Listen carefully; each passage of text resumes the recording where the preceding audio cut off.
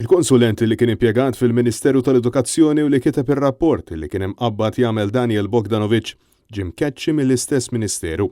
Paul De Battista kien il-konsulent ta' Justin Caruana u kien il-persuna li spiċċa jagħmel ix-xogħol li kellu jagħmel is-sieħeb tal-Ministru, xogħol li tiegħu Bogdanovic kien se jitħallas is-somma ta' 15,000 euro iżda għaliex jidher li l-ekspert tal-futbol ma kienx kapaċi jagħmel dak miktub minnu kien De Battista li ħejja l-biċċa l-kbira tar-rapport finali. Issa, kelli mal-Ministeru konferma li l-kuntratt ta' De Battista bħala konsulent fih dan il-Ministeru ġie terminat. Skont l-istess kelliem, dan isir kull darba li Ministru jħalli l-kariga tiegħu u allura dan kienet iseħħ fl-isfond tar-riżenja ta' Caruana fl-aħħar jiem. Il-fatt li r-rapport kien inkiteb minn De Battista ħareġ mill-investigazzjonijiet li għamel il-Kummissarju għall-Standards fil-ħajja Pubblika George Hisler minn dejta li ġabbar minant l-Aġenzija tal-IT il-Mita.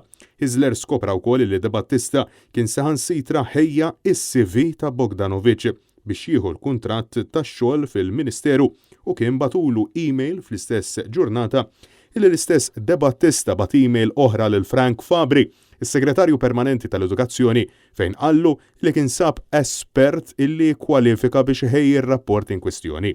Intant, kelliem għal-Ministeru qal li d-deċiżjoni jekk il-konsulent jerġa' jiddaħħal fil-Ministeru li kien impjegat fih issa tkun fidejn il-Ministru tal-Edukazzjoni illi ser jinħatar biex jieħu post Justin Caruana.